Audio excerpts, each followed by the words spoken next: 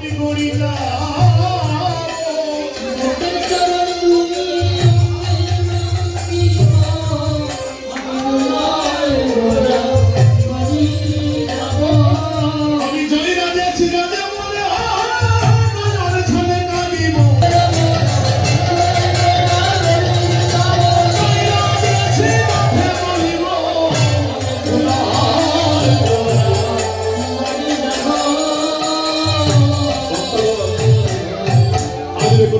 মহাপ্রভু বলছে আমি দোলাই ঘোড়া ঘুরে যাব আর জয় রাধে শ্রী রাধে বলে নয়ন জলে কাঁদব বলিব আজকে রাধারানীর নাম নিয়ে আমার মহাপ্রভু কেন দোলাই ঘোড়া করে যাচ্ছে একটা কারণে আমরা জানি ভাইরা ভগবান যদি সব ঋণ শোধ করতে পারে একটা ঋণ শোধ করতে পারে না এই ঋণটা হলো ভক্তের নয়ন জলের ঋণ কোন ভক্ত যদি এক বিন্দু নয়নের জল দিয়ে কাঁদে তাহলে ভগবান বলছে বাবা আমি সকল ঋণ শোধ করতে পারলে আমি আমার ভক্তের নয়ন জলের ঋণ আমি তোমার শোধ করতে পারি যার প্রমাণটা একটা জায়গায় আমার ভগবান রেখে গেলেন এই প্রমাণটা কোন জায়গায় রেখে গেলেন দেখবেন ভক্তগণ যদি আমার মহাপ্রভুর যদি আমরা ভোগ নিবেদন করতে যাই তাহলে দেখবেন মহাপ্রভুর বাল্যভোগ দিতে গেলে শিরা ছাড়া কিন্তু মহাপ্রভুর বাল্যভোগ হয় না কেন এখানে একজন ভক্তের নয়ন জলের ঋণ শোধ করবার জন্য আমার মহাপ্রভু কি করলেন শিরাকে প্রসাদ গ্রহণ করলেন এই ভক্তকে এই ভক্ত হলেন সুদামা ভগবান যখন দ্বারকার রাজা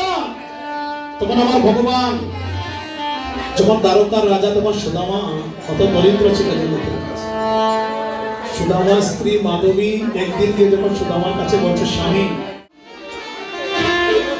যখন সুদামার নয়নে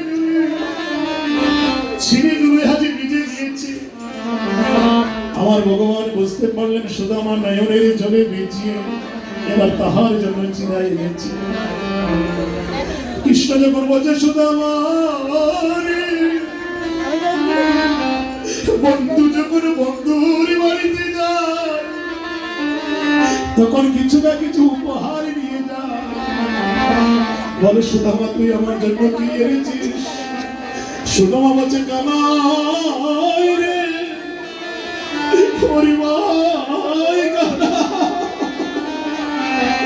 আমি হয়েছি জগতের মাঝে হত দরিদ্র তোমার জন্য কিছু আনিবার আমার কাছে নেই আমার তো কোনো ধন নেই কোনো মান নেই ভাই কানা তাই আমি তোমার জন্য কিছু আনিতে পারি না কিন্তু আমার ভগবান বুঝতে পারলো সুদামার নয়নে জলে ভিজিয়ে যে ছিঁড়ে এনেছে আমার ভগবান বলছে সুদামা ও সুদামা তুই আমার জন্য কি আছিস আমি জানি রে সুদামা এই জগতের কত ভক্ত আমায় কত ভাবে সেবা দে ওই জগতের কত ভক্ত কত ভাবে আমায় পূজা দে কিন্তু সুদামা তোমার মতো নয়নে জলে কেউ আমায় সেবা দেবে না তোমার মতো নয়নে জলে আমায় কেউ একবার ডাকে না সুদামা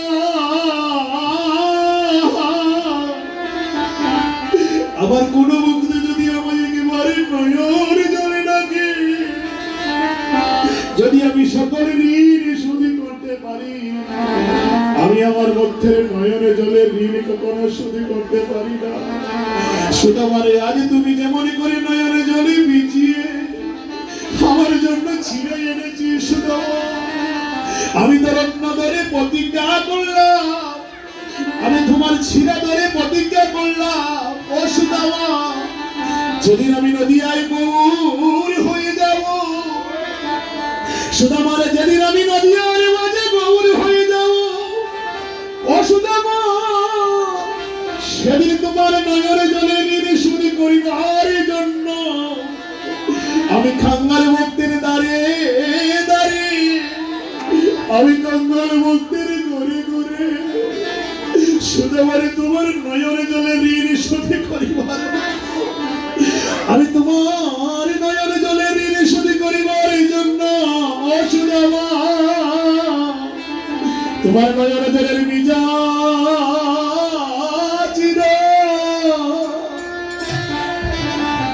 আমি প্রসাদ পাবো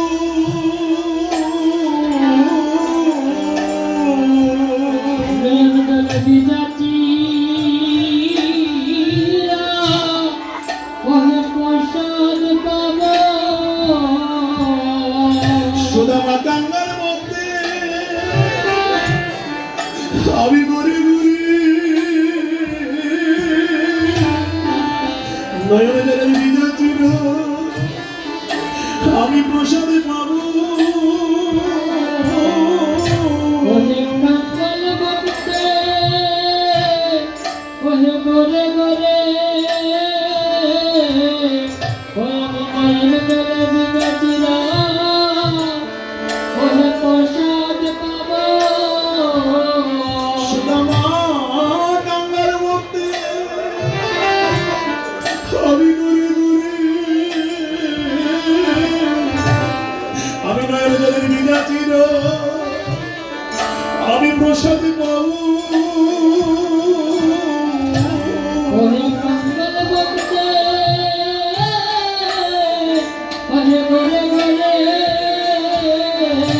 আমি নয়ন জলে ভিজা চিরা ওহে প্রসাদ পাব সুদামা মধ্যে নয়ন জলে মন আমি ভালোবাসি ভক্তের নয়ন জল বড় আমি ভালোবাসি আমি ভক্তের নয়ন জলের গরু আমি শুধিতে নারী ভক্তের নয়ন জল গরু আমি ভালোবাসি ভক্তের নয়ন জলের তোকে চিরদিন পাইলে আমি নয়ন জল বড় ভালোবাসি ওই সুদামায় আমি জন্মে জন্মে তোর বন্ধুরে হইলে ওরে জন্মে জন্মে ওরে বড় বন্ধে যেদিন নয়নে জলে নয়নে জলে আমায় লাগে আমি জন্মে জন্মে তাহার বান্ধব হই ওরে জন্মে জলে ওরে আমার লাগে আমি জন্মে জন্মে ওরে বান্ধব হইলে সুদামায় আমি বান্ধব হইয়া তাহার আমি পাশে থাকি রে ওরে বান্ধব হইয়া পাশে থাকি রে ওরে চিন্তামণি ধান গালে তাদের বই থাকে না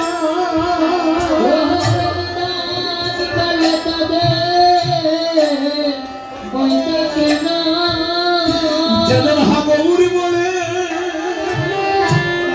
বলি নয়নে জলে কাঁদে আমি নিজের করে তাহার বান্ধব হই রে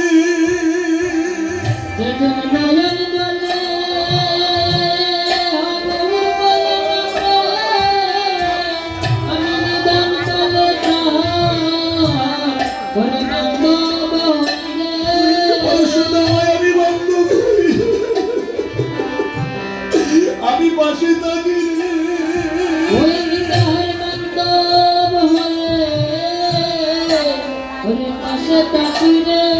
আরে তারে বাবা নদী আমি পারি করি রে আমি তারে করি তাহার বান্ধব হই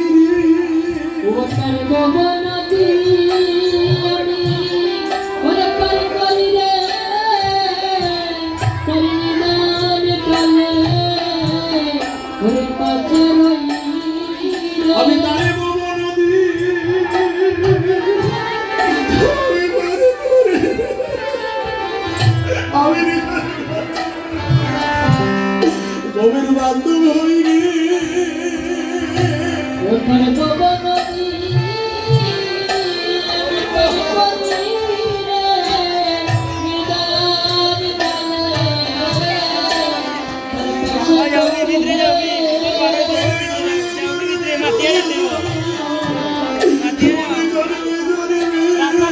Thank you.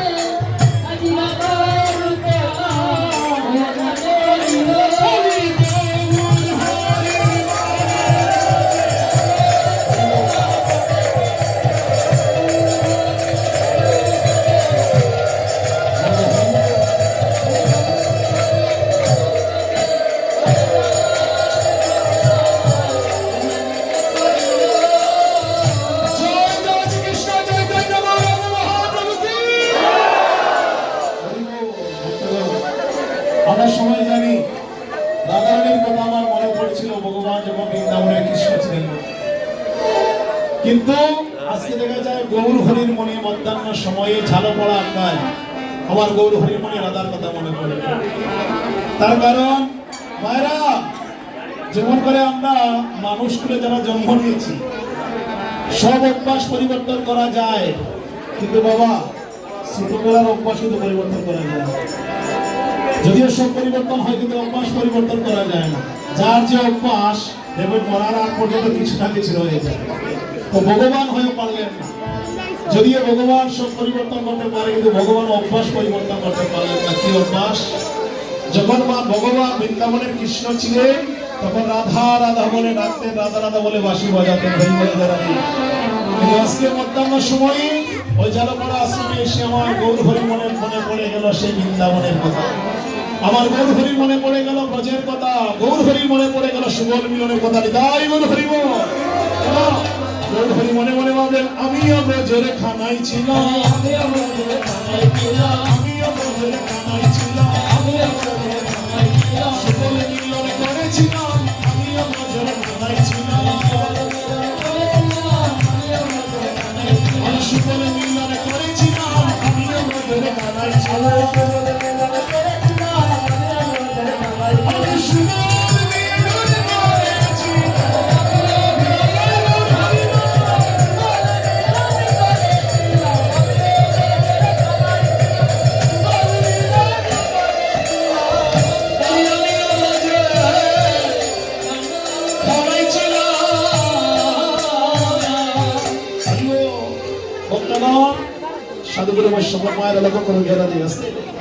আজকে আমার গৌর হরি শিবা সম্মানে রাধা রাধা বলে ডাকছে, আমার গৌর হরি শিবা সম্মানে রাধা রাধা বলে ডাকছেন। কেন ভগবান রাধা বলে ডাকছেন? একটা কারণে ওই অভ্যাস পরিবর্তন করতে পারলেন না।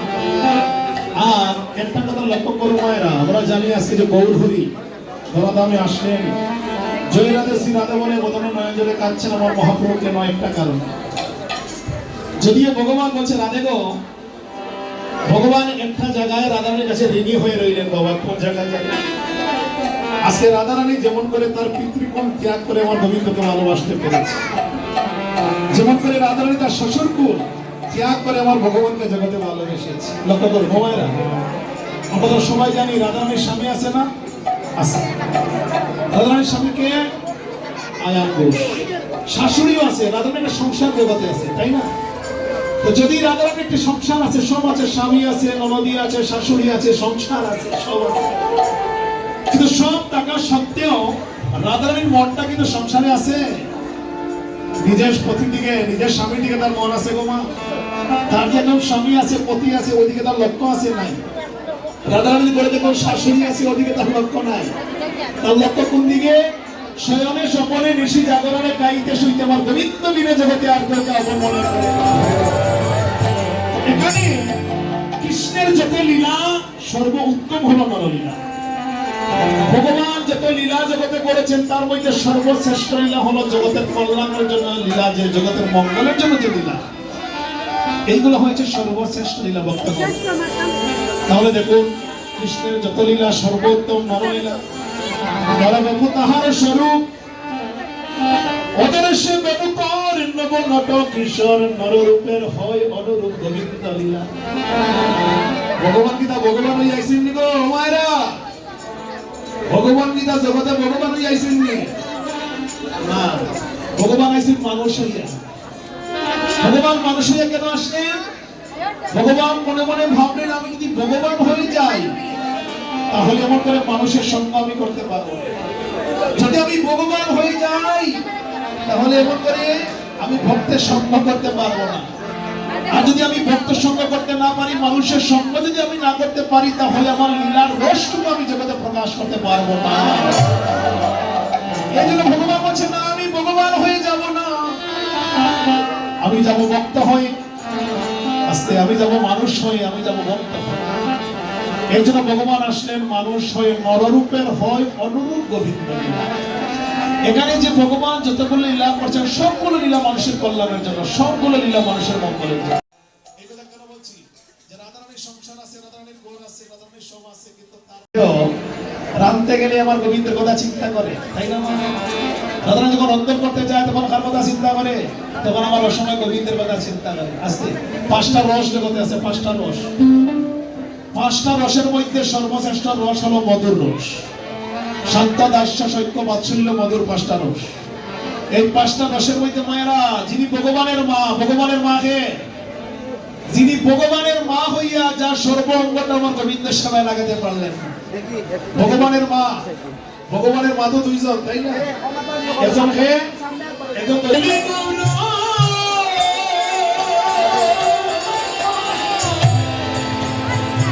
হবে নয়ন ঝুলে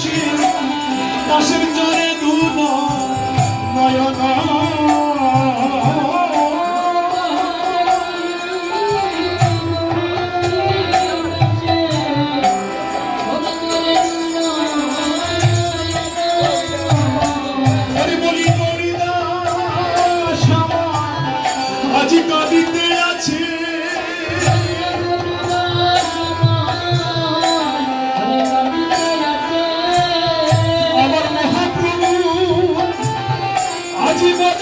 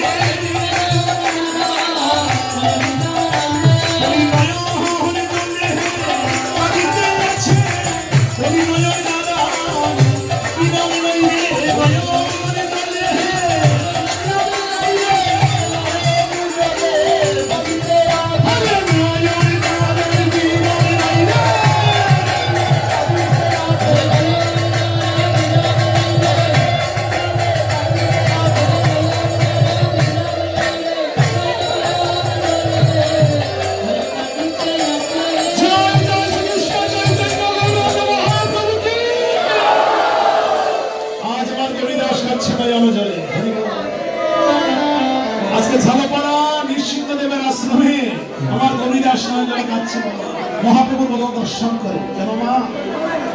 আজকে গরিদাসকে লক্ষ্য করো, গরিদাস এসে আমার বৃন্দাবনের শুভ আমার ভগবান যে আজকে পুষ্টি গেছেন কয় লক্ষ নবলক্ষ দেনুনিয়া, কয় লক্ষ দেনুনিয়া? নবলক্ষ। আসতে এই যে নবলক্ষ মানে 9টা লক্ষ। যদি আমরা আধ্যাত্মিক জগতের কথা চিন্তা করি বাবা, বাহিক জগতের কথা চিন্তা করলে 9 লক্ষ, আর আধ্যাত্মিক জগতের কথা চিন্তা করলে এটা হলো নবলক্ষ মানে 9টা ভক্তির জগৎ, যাকে আমরা বলি নববিধার 9টা ভক্তি। ভগবানের কাছে যাওয়ার 9টা রাস্তা আছে। হরিবল, কয়টা রাস্তা? ভগবানের কাছে যাওয়ার রাস্তা কয়টা গো? যদি আমরা বন্দর বাজার যাই, আস্তে আস্তে লক্ষ্য করো, বন্দর বাজার খেউদা হইল কই, খেউদা হইল মেজর টিল্লা, খেউদা হইল কই ফাটানটুল্লা, আমরা খেউদা কি শিবগঞ্জ, খেউদা কি কোম্পানিগঞ্জ, আস্তে লক্ষ্য করো, খেউদা কি শিববাড়ি, তাই না? খেউদা কি জালপাড়া। কিন্তু বন্দর যাইতে হইলে বাবা রাস্তা কিন্তু একটা নেই, না একটা কয়টা রাস্তা আছে? গন্তব্যস্থল কিন্তু আমাদের বন্দর হওয়া, কিন্তু দেখো বাবা খেউ আইন শিবগঞ্জ ঘুরাইয়া, খেউ আইন ফাটানটুল্লা হইয়া, তাই না? আবার খেউ যান কিংবিজ বাড়ি দিয়া। কিন্তু তেমনি ভগবানের কাছে যাওয়ারও 9টা রাস্তা, ভগবানের কাছে যাওয়ারও 9টা রাস্তা। এই 9টা রাস্তা কোনটা কোনটা? ওই যে নববিধা ভক্তি আছে না, এই নববিধা ভক্তির যে কোনো একটা ভক্তি দিয়ে যে কেউ আমার ভগবানের কাছে যেতে পারে, তাই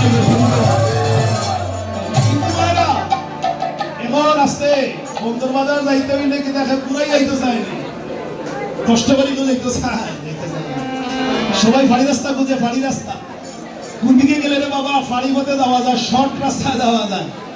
যদি জালাপাড়া থেকে যদি আমি যাই বন্দর থেকে যাওয়া বাড়াইলে কিন্তু যাওয়া যায়, তাই না? শর্টে। আর যদি চাই আমি কিংবিজ ফাড়ি দিয়ে ঘুরে যেতাম, এটা কিন্তু অনেকে চায় না। কিন্তু ফাড়ি রাস্তা চাইয়া বাবা ঘুরে যেতে চায় না। তাহলে সহজ রাস্তা কোনটা? ফাড়ি রাস্তা ভগবানে যাইতে হইলে ফাড়ি রাস্তা হইছে শ্রবণ, সহজ রাস্তা, শর্ট রাস্তা। ভগবানের কাছে যাওয়ার শর্ট রাস্তা কোনটা গো? শ্রবণ, যেটা হচ্ছে প্রথম ভক্তি, প্রথম রাস্তা। এই প্রথম রাস্তাটা হচ্ছে শ্রবণ, তারপর হচ্ছে কীর্তন। আমি যে কীর্তন করি এটা 2 নম্বর রাস্তা বাবা। শ্রবণ কীর্তন এমন করে 9টা রাস্তা। ভগবান কাছে যেতে হলে কিন্তু সহজ রাস্তা হচ্ছে শ্রবণ। আমি যে কীর্তন করছি আর আপনারা যে কীর্তন শ্রবণ করছেন বাবা, এটা হলো সর্বশ্রেষ্ঠ ভজন। এই জন্য ভগবানের উপার্জিত লীলা যদি আমরা আজকে অখণ্ড মনোযোগে শ্রবণ করতে পারি, তাহলে সর্বশ্রেষ্ঠ ভজন জগতে হয়ে যায়, সর্বশ্রেষ্ঠ জগতে হয়ে যায়। কিন্তু ভাইরা শ্রবণের মতো শ্রবণ করতে হবে, আর কীর্তনের মতো কীর্তন করতে হবে।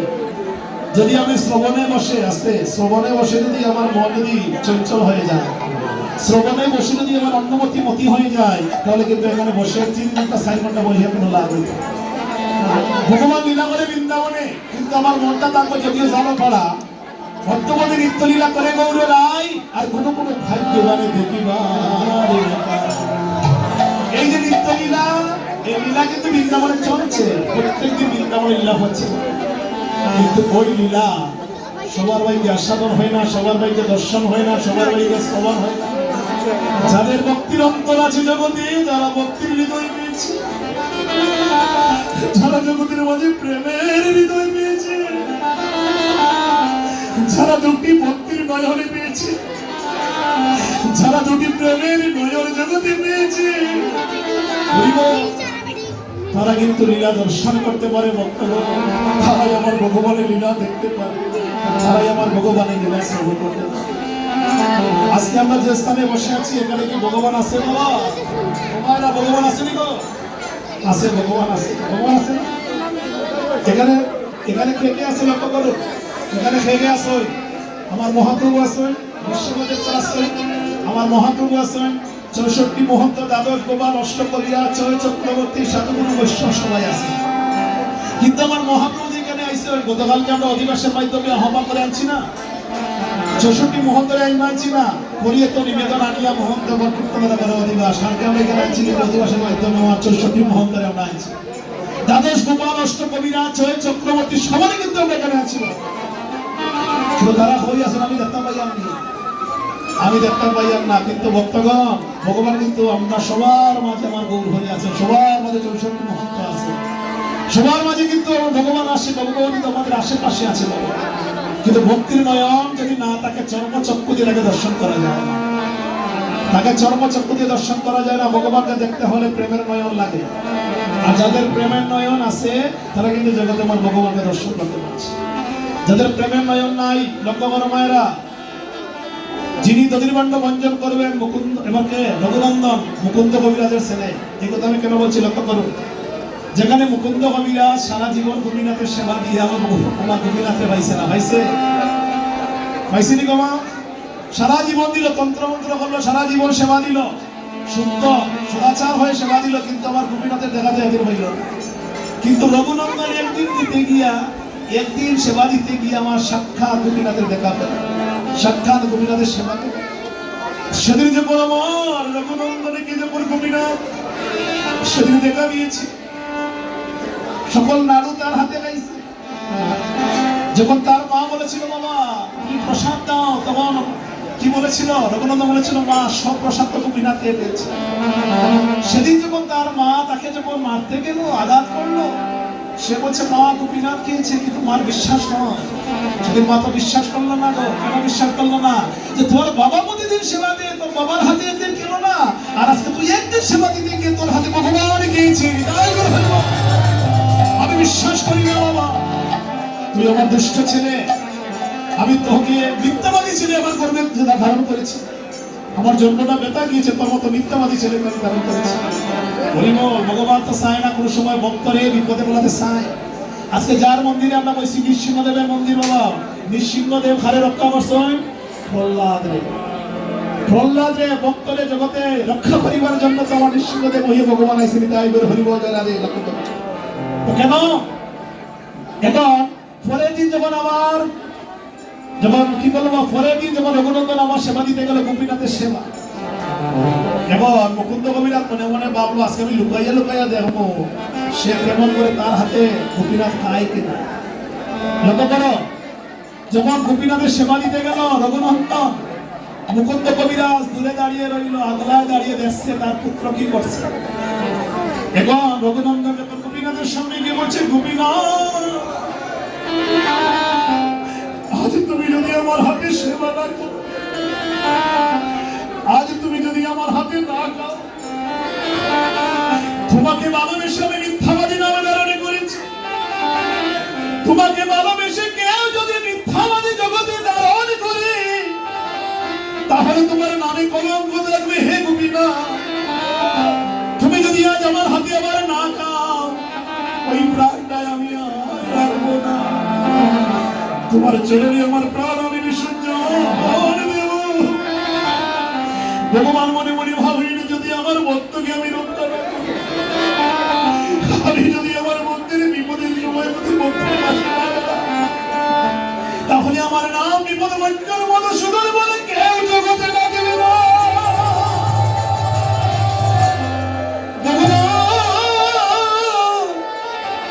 ভগবান তার ভক্তের কাছে গিয়ে দাঁড়ালো।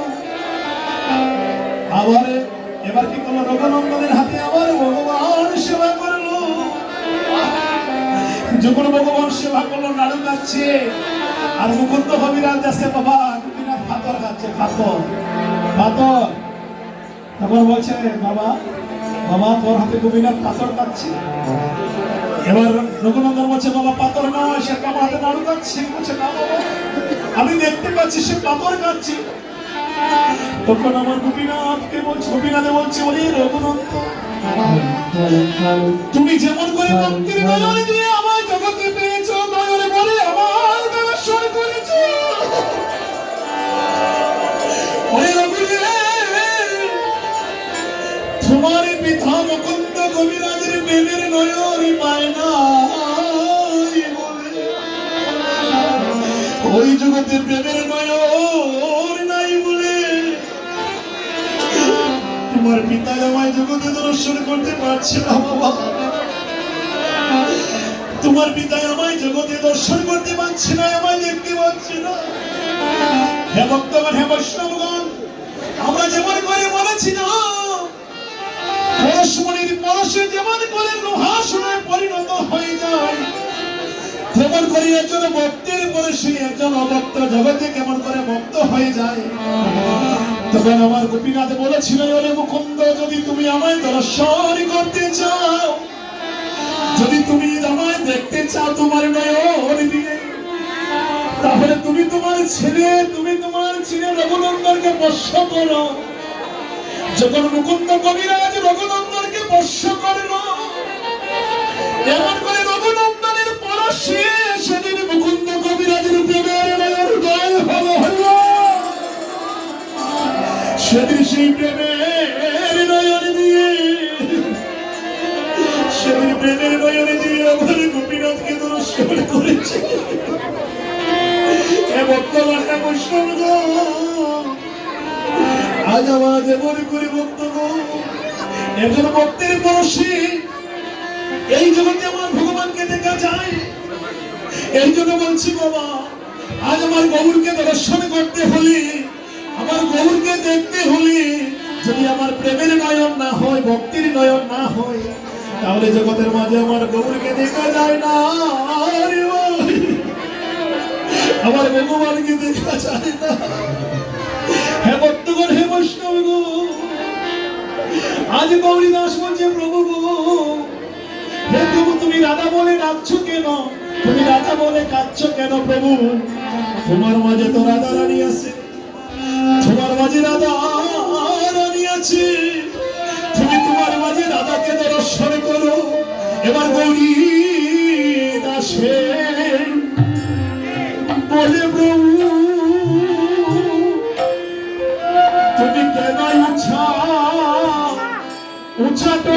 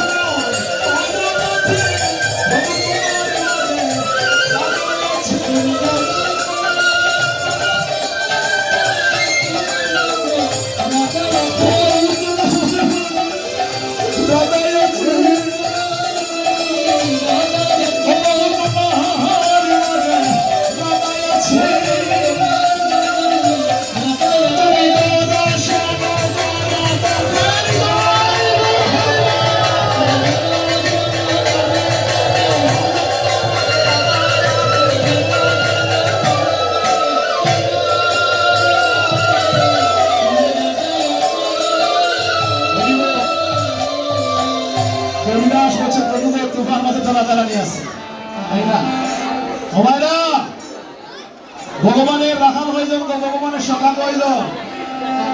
আজকে যে ভগবান বৃন্দাবনে গেল, হয়তো রাখাল নিয়ে গেছে, আমি যে তাদের সঙ্গে যুদ্ধ করিতে যাব।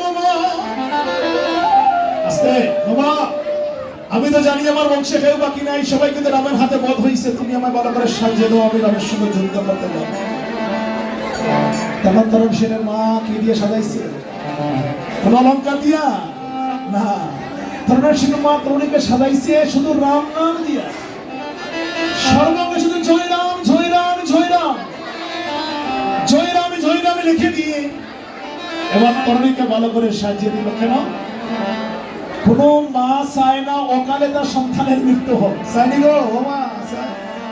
কোন পিতা মাতা চায় অকালে তার সন্তান মরে যাক? চায়? তরুণী সিনেমা বলছে, তরুণী রে বাবা, তুই যখন রামের সঙ্গে যুদ্ধ করতে যাবি, রাম যখন বাণ নিক্ষেপ করবে, তখন তরুণ সিনেমা বলছে, আমার তরুণী তো রামের হাতে বধ হয়ে যাবে।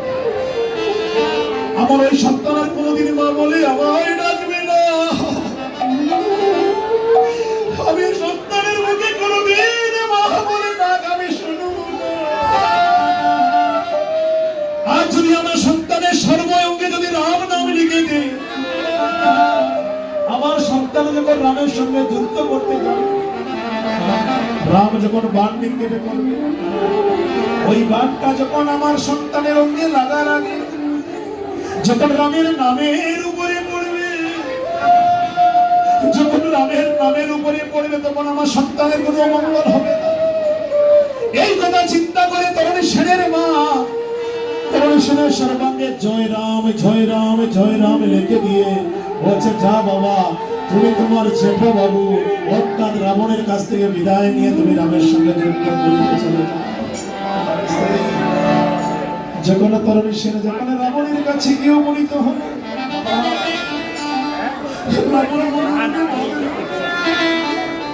আজ আমার জন্মটা হয়েছে রাক্ষস কুলে, কিন্তু আমি রাক্ষস কুলে জন্মিনি। আমি এতদিন জেনেছিলাম আমার বংশের মধ্যে কোনো রাম ভক্ত নেই, আমার বংশের মধ্যে কোনো বৈষ্ণব নেই। আছে, যদিও আমরা সবাই জানি রাবণ রাক্ষস করে জন্ম নিয়েছে বাবা, কিন্তু রাবণ যে সর্বশ্রেষ্ঠ বৈষ্ণব এই কথা কি আমরা জানি বাবা? আমরা অনেকে জানি না, কিন্তু আমরা সবসময় মনে করি এবার রাবণ সীতাকে হরণ করেছে, কত বড় অন্যায় করেছে। আচ্ছা, রাবণ যে সীতাকে হরণ করলো, কেন হরণ করলো? একটা কারণে। রাবণ মনে মনে চিন্তা করলো, যদি আমার সোনার লঙ্কাপুরী, কিন্তু এই সোনার লঙ্কাপুরীকে যদি উদ্ধার করতে হয়, এই সোনার লঙ্কাপুরীকে যদি পবিত্র করতে হয়, যদি আমার প্রভুর চরণে যদি সেখানে না পড়ে, আমার প্রভু যদি সোনার লঙ্কায় না আসে, তাহলে আমার এই সোনার লঙ্কা কোনোদিন, আমার অপবিত্র লঙ্কা কোনোদিন পবিত্র হবে না। প্রভুর চরণে যদি আমার লঙ্কায় যদি না পড়ে, তাহলে আমরা রাক্ষস কুল থেকে উদ্ধার পেতে পারবো। তাহলে রাবণ সীতাকে যে হরণ করছে নিয়ে আসছে কোন জায়গায়? কোন জায়গায় নিয়ে আসছে? অশোক বনে। তাহলে অশোক বনটা ছিল পবিত্র জায়গা, পবিত্র জায়গা না? তাহলে রাবণের যদি কোনো খারাপ উদ্দেশ্য থাকতো, তাহলে সীতাকে নিয়ে কি অশোক বনে রাখতো না? নিয়ে অশোক বনে রাখছে বাবা। আর অশোক বনে রাখে কিন্তু সেখানে দাস দাসী দিয়ে সেবায়িত দিয়ে প্রতিদিন কিন্তু সীতাকে কিন্তু সেবা দিতে বলে, সেবা দিতে। নাম নেওয়া শরীর আমার সার্থক হবে যখন আমার প্রাণ পাখিটা আমার দেহ থেকে উড়ে যাবে। সেদিন যদি আমার বদনে একবার কৃষ্ণ নাম আসে, সেদিন যদি আমি মায়ার সংসার থেকে আবদ্ধ হই, সংসার মায়া থেকে যদি আমি মুক্তি হই, সেদিন মায়ার পরে যদি আমি ভগবানকে আমি দর্শন করতে পারি না, সেদিন যদি আমি দুটি মেধানে দিয়ে দুটি নয়নে দিয়ে যদি আমি গোবিন্দ দর্শন করতে পারি।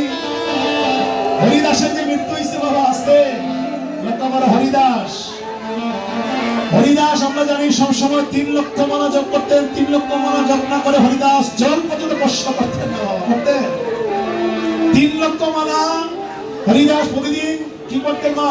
3 লক্ষ মালা জপ করে তারপরে জল গ্রহণ করতেন জগতে। কিন্তু হরিদাস যেদিন তার দেহ থেকে প্রাণ পাখি উড়ে গিয়েছিল, আমার মহাপ্রভু যখন হরিদাসের কাছে গিয়ে বলছে, হরিদাস তুমি কি চাও, তুমি কি চাও? তোমার হরিদাস বলেছিল, প্রভু আমি তোমার কাছে ধন চাই না, মান চাই না, আমি তোমার কাছে একটি কথা বলতে চাই প্রভু। প্রভু গো, আমি তো জানি তোমার লীলা আর বেশি দিন তুমি জগতে লীলা করবে না প্রভু, তোমার লীলা সম্পূর্ণ হয়ে যাবে প্রভু। আমি তোমার কাছে এই প্রার্থনা করি, দয়াল রে, তুমি জগৎ থেকে যাবার আগে আমি যেন জগৎ থেকে যেতে পারি। যেদিন আমার প্রাণ পাখি আমার দেহ থেকে উড়ে যাবে, তোমার নয়নে নয়নে দিয়ে, তোমার এই নয়নে নয়নে দিয়ে আর আমি বদনে কৃষ্ণনাম গাইতে গাইতে সেদিন তোমার খুলে যেন আমার প্রাণ পাখি উড়ে যায়। প্রভু রে, সেদিন যদি তোমার কুলে তোমার নয়নে নয়নে দিয়ে তোমার নাম গাইতে গাইতে সেদিন যদি আমার প্রাণ পাখি উড়ে যায়, প্রভু সেদিন আমার প্রাণ খুলে যাবে। প্রভু হে, সেদিন আমার মনে করে জন্মে না সাধ্য হবে দয়া।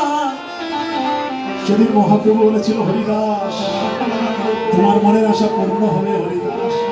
সেদিন হরিদাসের প্রাণ পাখি গিয়েছিল আমার মহাপ্রভুর, আমার মহাপ্রভুর নয়নে নয়নে দিয়ে। হরিদাস সেদিন তার নয়নকে বলছিল, নয়নে রে, আজ তুই শেষবারের মতো দর্শন করে নে, আজ তুই শেষবারের মতো নয়ন তুই দেখে নে। ওই নয়নে দিয়ে তুই ওই রূপের কোনোদিন দেখতে পাবি না।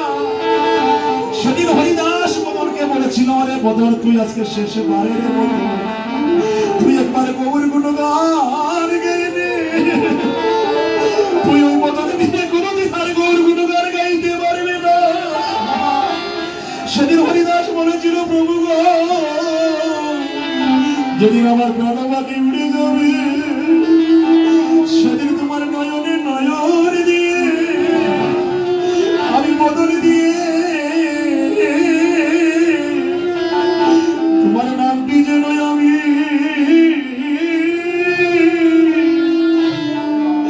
গাইতে পারি।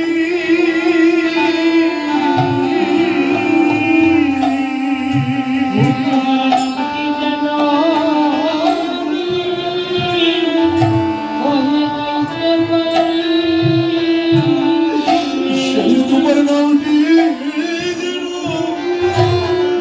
আমি গাইতে পারি।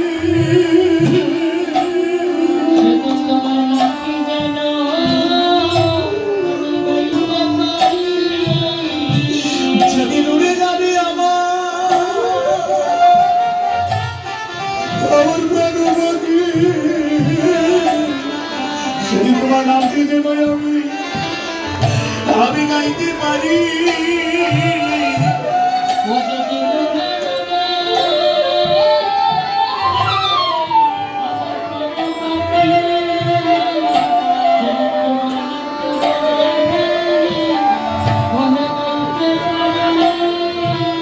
যেদিন উড়ে যাবে আমার প্রাণ পাখি, তোমার নামটি যেন আমি গাইতে পারি।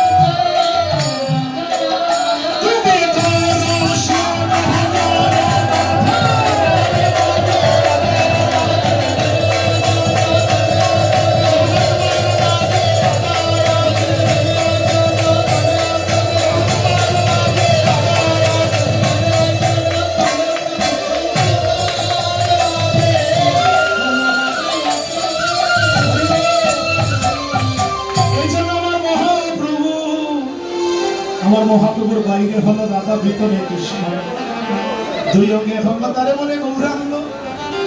কেমন করে দেখুন আমার ব্রজের বা কাশ্মীর হইব, কেমন করে সবাই একটু হাততালি দিয়ে আমরা গাইব সবাই মিলে, কেমন করে আসতে দেখো সবাই মিলে ঝরাবে রাধার প্রেম পাতারে সাঁতার দিয়ে কালাচাঁদ হলেন গৌরাঙ্গ।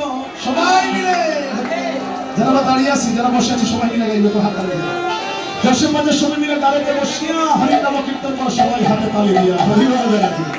তো এটা আমার মহাপ্রভুর বিধান বাবা, কীর্তনে আসলেন কোনো সময় একটু হাততালি দিয়ে আমাদের কীর্তন করতে হয়। সবাই মিলে গাই রাধার প্রেম পাতারে সাঁতার দিয়ে কালাচাঁদ হলেন গৌরাঙ্গ। রাধার প্রেম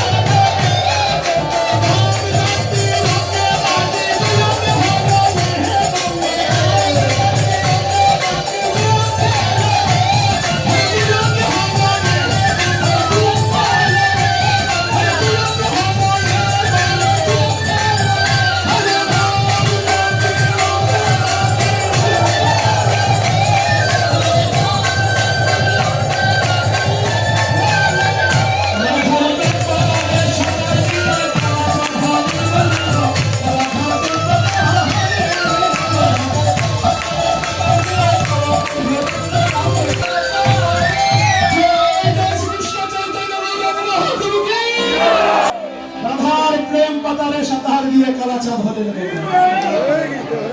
ভাবকান্তি অঙ্গে বাকি দুই অঙ্গে হলো এখন।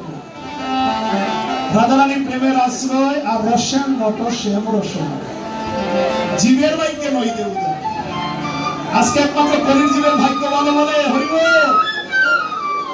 সহজ সরল ভজন কিন্তু আমরা পেয়েছি বাবা, যারা আমরা কলিতে জন্ম নিয়েছি। হরির নামে হরির পূজা, হরির ভজন বড় সুজা, আর হরির নামে হইছে হরির পূজা।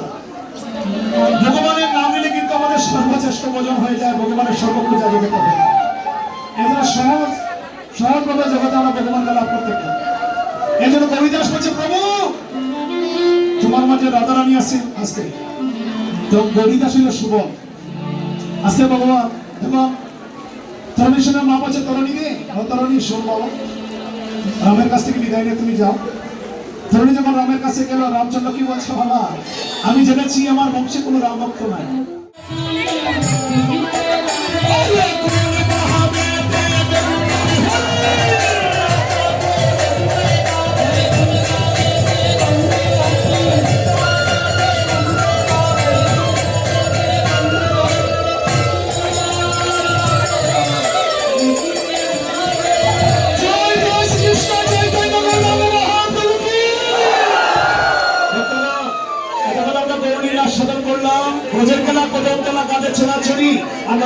নাম সংকৃত দোলায় গোড়াগড়ি। তখন আমরা দোলায় গোড়াগড়ি গেলাম, ভক্তের সঙ্গ করলাম, জগতলী রঙে বাঁধলাম, এখন আমরা সবাই মিলে যাবো মধুর বৃন্দাবনে। যতগুলো কথা আমরা বলেছি গৌরলীলা এখন বৃন্দাবনে যাব সবাই মিলে জয় রাধে শ্রী রাধে বলে অনুত্তরী জয়তনী করে সবাই মিলে আমরা বৃন্দাবনে যাবো হরিব কারণ আগে আমি কৃপা ছাড়া আমার ভগবানের কৃপা হয় না। আমি বলেছিলাম বছর গেলা পদক তোলা তাই না, আমরা বিয়ার খেলা তোলায় গলা করে যাবো এতক্ষণ আমরা বিয়ার খেলা খেলছি, এবার আমরা সবাই মিলে গিয়ে বৃন্দাবনের খেলা খেলবো হরিব। সুবল মিলন 6:30 পর্যন্ত আমরা সাধন করবো, সবাই মিলে চলুন রাধার দিকে সাধন করে জয় রাধে শ্রী রাধে বলে হরিব। দুই হাত তুলে সবাই মিলে জয় রাধে শ্রী রাধে বলে সবাই মিলে আমরা বৃন্দাবনে যাই সবাই মিলে রাধে রে নন্দে রাধা রাহানির জয় তোলা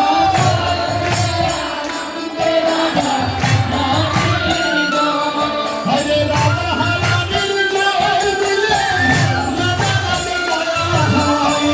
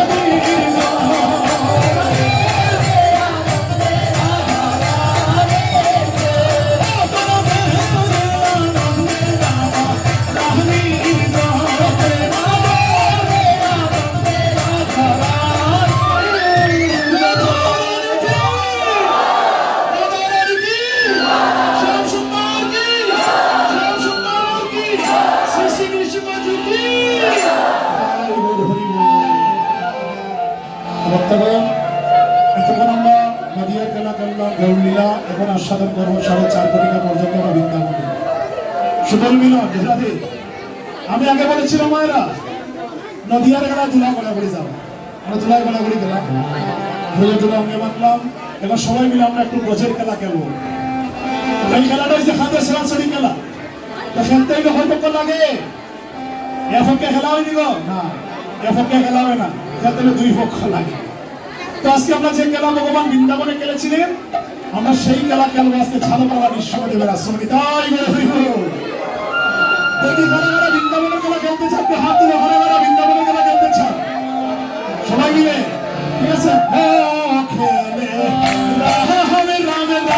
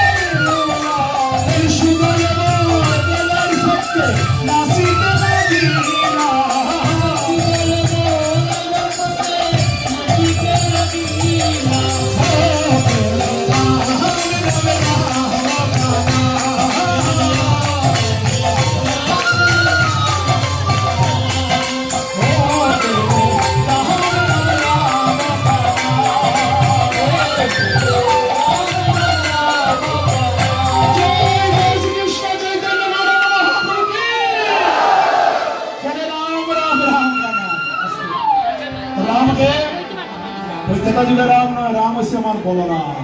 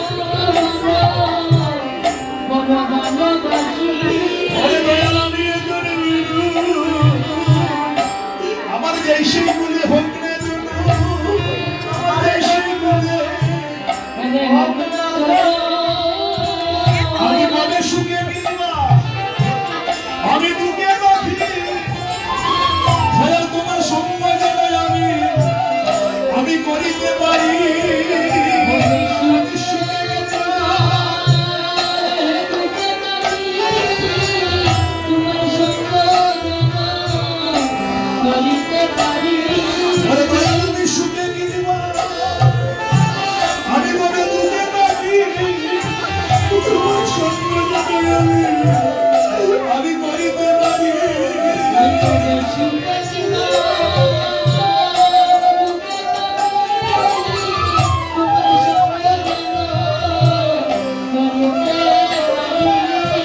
আমি এথায় কিনব বলে ভোরের যেতে রাখি তোরা তোমার সম্মান আমি করিতে পারি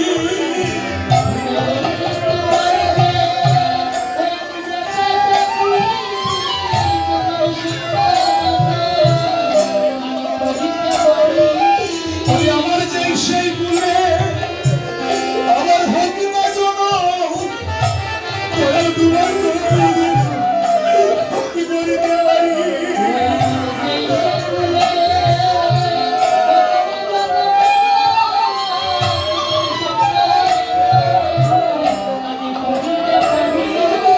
আমার যেই সেই গুলে আমার হোক না জন তোমার সম্পর্কে আমি করিতে পারি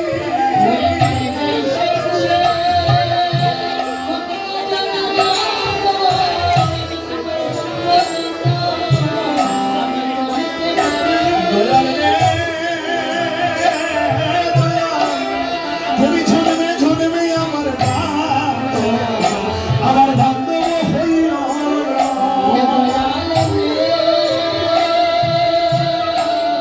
তুমি ঝনমে ঝনমে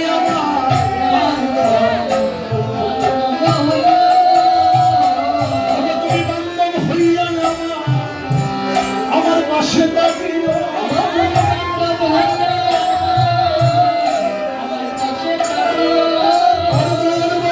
হইয়া আমার পাশে থাকিও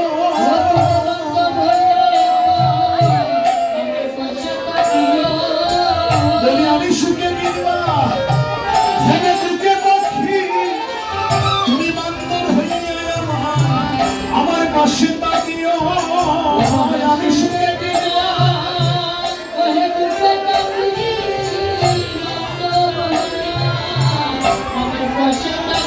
দয়াল রে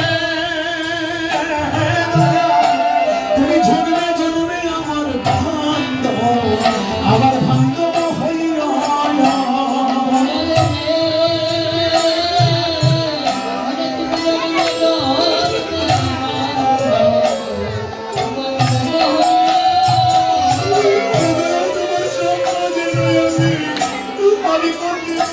তোমার সমাজে আমি করতে পারি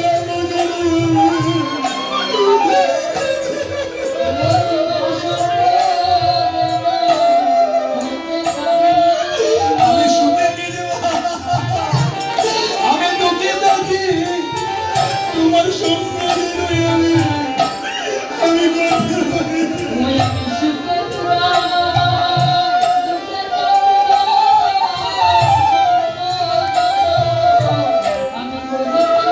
দয়াল রে দয়া তুমি জন্মে জন্মে আমার বান্ধব হইয়া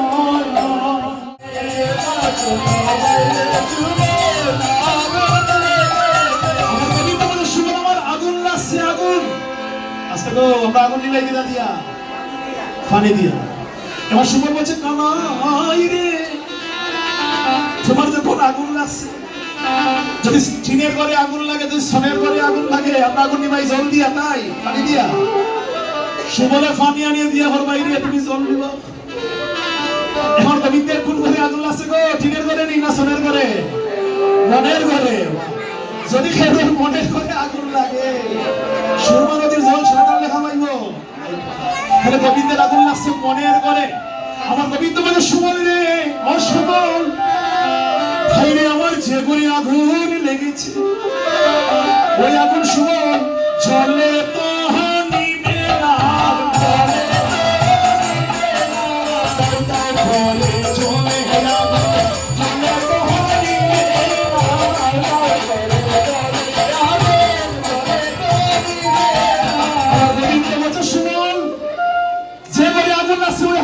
নিবে না সুবল বলছে কানাই তোমার এমন করে আগুন লাগলো রে ভাই, সে আগুন জ্বলে নিবে, সেই আগুনে সন্ন্যারে দাউ ধাউ করে চলে ওঠে। আচ্ছা বল ভাই, তোর কোন ঘরে আগুন লাগছে? আমার গোবিন্দ বলছে সুবল রে, আমার সে ঘরে আগুন লেগেছে জানিস না? আমার ঘরে আগুন নয়, আমার মনে আগুন লেগেছে। আর আমার মনে এমন আগুন লেগেছে, ওই আগুন জ্বলে নিবে না রে ভাই। যদি আমার মনের আগুনে নিবাতে হয়, যদি আমার মনের জ্বালা নিবাতে হয়, সুবল রে ও সুবল, তুই রাধারানীকে আমার এনে দাঁড়ি, রাধারানী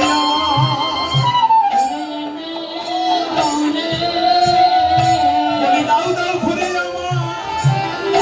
আমার আগুন জ্বলে, তুই রাধারানী আমায় এনে দাঁড়িয়ে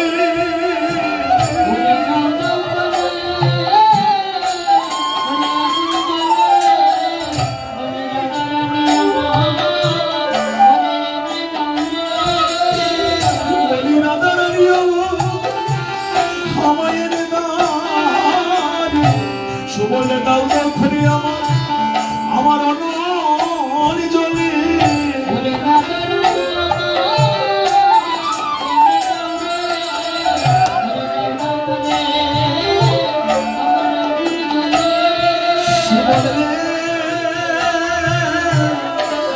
আরে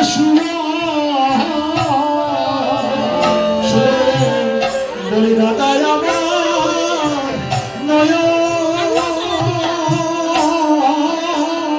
নয়নের খাজল আমার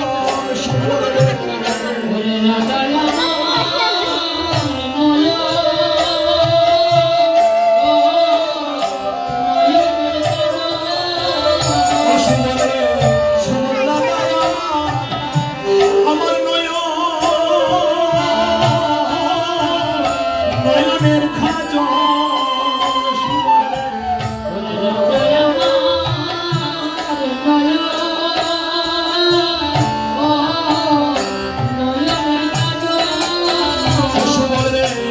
সুবল রাধা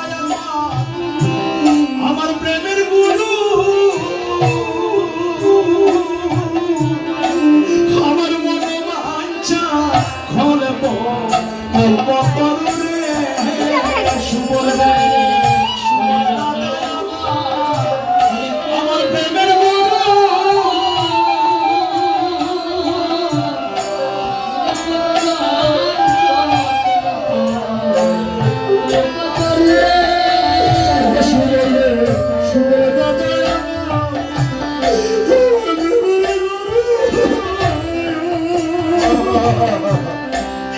আমার মনোবাঞ্ছা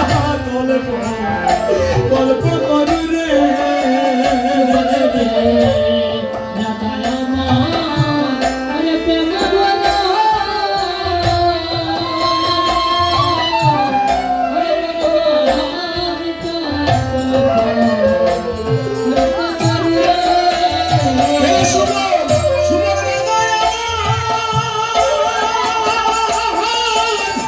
আমার খুদা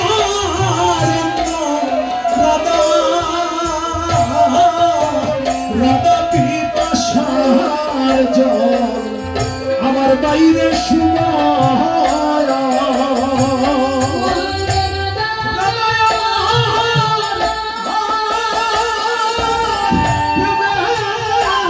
গুরু রাধা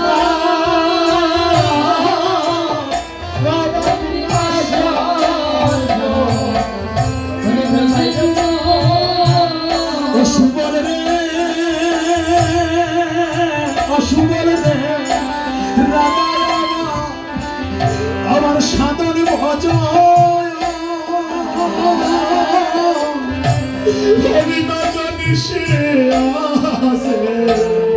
আছে কেমন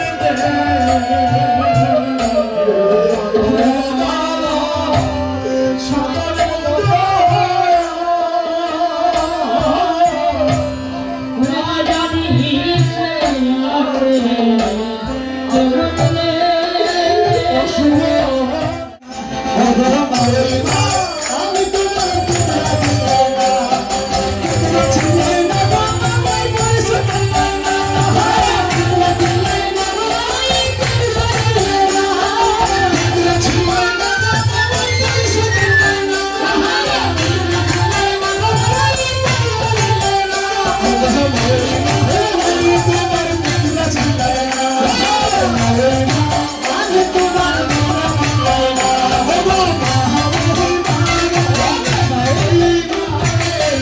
তোমার টুকরা হই তুমি আমার মা রে আমি তোমার টুকরা হই তুমি আমার মা রে হাসি দিলে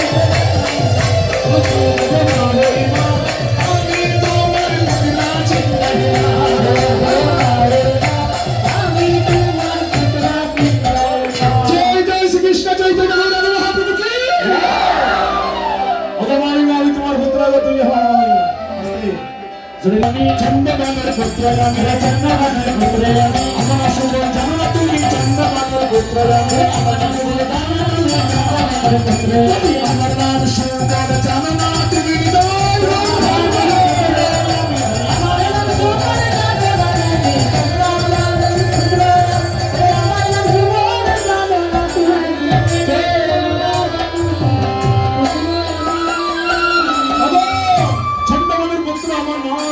সুবল জটিলা বলছে বাবা সুবল তুমি আইছো বাবা তুমি আমার 2 নম্বর বিয়ের হুয়া আইছো 6 নম্বর বিয়ের হুয়া 2 নম্বর বিয়ের হুয়া গো কে নাই জানো আর রাধারানীর বাবা কইছো সাইজ রাধারানীর বাবা কইছো সাইজ বিশ্ববানু চন্দ্রবানু সুবানু মহাবানু তারা সাইজ রাধারানীর বাবা আছেন বিশ্ববানু বড় আর সুবলের বাবা আছেন 2 নম্বর চন্দ্রবানু জটিলা বাবারে তুমি আমার 2 নম্বর বিয়ের হুয়া আইছো তোমার আমি চিনছি না রে বাবা আমার কৃষ্ণ বলে ছিল ধারণা কৃষ্ণ বলে ছিল ধারণা কৃষ্ণ বলে ছিল ধারণা কৃষ্ণ বলে ছিল ধারণা সুবল বলে আমি জানি না কৃষ্ণ বলে ছিল ধারণা সুবল বলে আমি জানি না কৃষ্ণ বলে ছিল ধারণা এসে সকাল কবিরা সুবল এসে সকাল কবিরা সুবল সুবল বলে আমি জানি না এসে সকাল কবিরা সুবল সুবল বলে আমি জানি না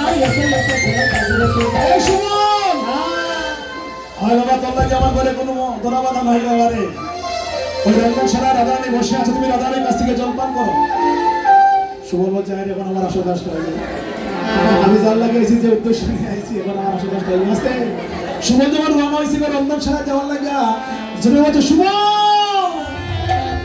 কিরাগো মহিমা ডাসে কেন বলে বাবারে সুবল রে আমার সুবল তুমি এমন করে গেলে রাধার দেখা না পাবে না কেন হয় না রাধা দেখা পাইতাম না এখানে বাবা রে আমার আয়ান হচ্ছে কালীভক্ত যখন আয়ানে ঘরে ফিরে তখন শুধু শ্যামামা শ্যামামা গান করে তখন রাধারানী বুঝতে পারে তার স্বামী এসেছে তখন রাধারানী ঘরের দরজা মোহনের দরজা খুলে দেয় বাবা বলে যে রাধারানী একবার মোহনের দরজা খুলে না সুবল বলছে শ্যামামা গান মাগো ওই গান তো আমি জানি না গো তখন জটিলা বলছে বাবা রে আমি যেমন করে গাইবো ঠিক তেমন করে তুই গাইবি দেখবে রাধারানী মোহনের দরজা খুলে দিয়েছে ওইদিকে জটিলা গান শেখাচ্ছে শ্যামা মহা তুমি আমার শ্যামা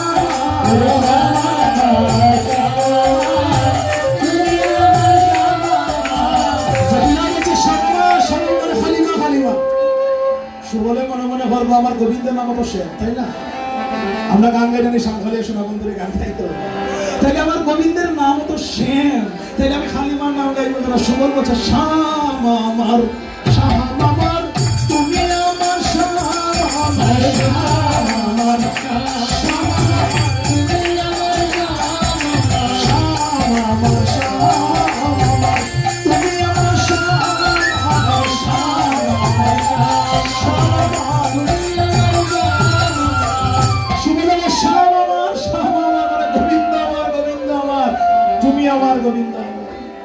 ওইদিকে রাধারানী আমার অন্তরের সারা থেকে যখন আমার গোবিন্দের কথা শুনল,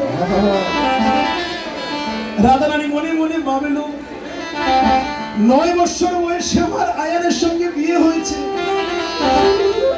আমি এতদিন জটিলা মন্দিরে আছি।